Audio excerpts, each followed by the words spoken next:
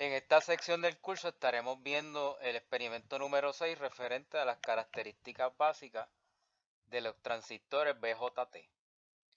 Y básicamente la primera parte se va a concentrar en hacer medidas de las juntas del transistor, tanto en su transistor BJT tipo NPN como en el transistor PNP. Así que con el DMM pues se van a medir, ¿verdad? El multímetro digital, la resistencia de base a emisor, de base a colector, de emisor a base y de colector a base, ¿verdad? Para determinar entonces qué tipo de transistor es, ¿verdad? Si es el NPN o si es el PNP. El número se refiere, ¿verdad? Al tipo de transistor que nos den, ¿verdad? Puede ser un 2N2222, puede ser un 2N3904, etc.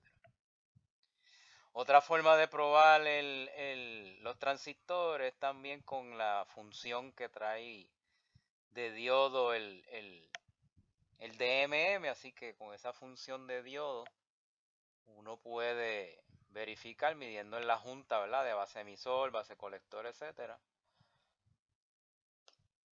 y determinar, ¿verdad? Como dice aquí, si la junta PN está forward, el método debe medir el voltaje de barrera de la junta, que eso es 0.7 si es silicio, ¿no? Y si está en reverse, va a medir OL. Así que eso es lo que debe estar observando cuando usted mida, ¿verdad? Con el DMM en la función de diodo en esas bases del transistor 1 y el transistor 2, base emisor, base colector, emisor a base, colector base, de colector a emisor y de emisor a colector, ¿verdad? Entre esas dos terminales que va a estar conectando su DMM para ambos transistores. También vamos a ver el transistor en su función como un interruptor, ¿verdad? Que yo lo puedo operar en cutoff o si lo opero en corte o si lo opero en saturación, que son los extremos donde opera el transistor. Pues nosotros si conectamos un circuito como este y conectamos aquí un switch o simulamos un switch, ¿verdad? Que básicamente lo podemos hacer con un jumper que lo coloquemos desde la base del transistor y lo movamos al punto X, que es donde está esa resistencia de 120K, o el punto Y, dependiendo de la posición del switch según la tabla, ¿verdad? En Y o en X, y entonces midamos, ¿verdad? Las cantidades que indican ahí: el voltaje de base, el voltaje de la resistencia de colector, voltaje de colector emisor, y indicar si el LED que está conectado en el emisor, ¿verdad? Si está prendido o si está apagado. Y que eso es otra prueba y otro uso del transistor, en este caso como switch. Y en base a los resultados que obtenga allá arriba de la tabla, pues va a contestar y hacer esos cómputos en esta parte, ¿no?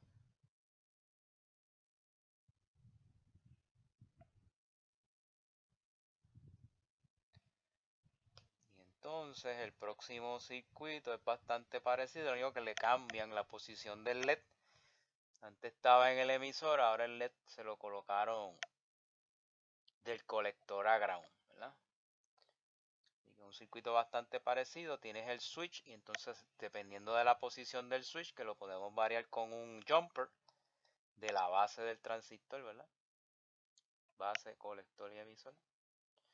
De la base del transistor al punto X o de la base al punto Y. Entonces dependiendo de eso, de esas posiciones, medir el voltaje de base, voltaje de resistencia de colector, voltaje de colector, y con esos datos determinar si el transistor está on off y si el LED está on o off, ¿verdad? Si prende o no prende el LED.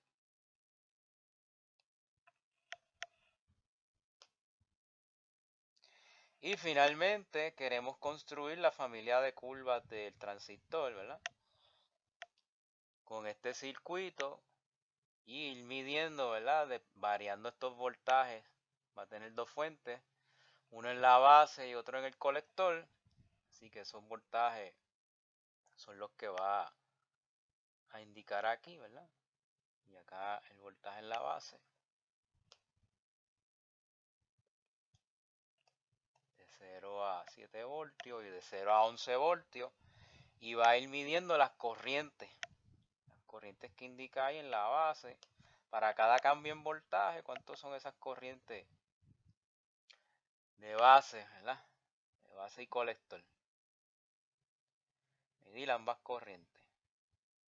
En este caso la corriente de colector es la que nos interesa, ¿verdad? Para entonces construir con esos voltajes de colector emisor y la corriente de colector, entonces uno puede plotear, ¿verdad? Corriente de colector versus voltaje de colector emisor, la familia de curvas, le va a salir algo parecido así. Así que una vez yo tenga toda esa tabla completada, puedo entonces ir a un programado como Excel y hacer mi familia de curvas de mi transistor BJT. Así que con eso terminamos esta explicación sobre el experimento número 6 de características básicas de los transistores BJT.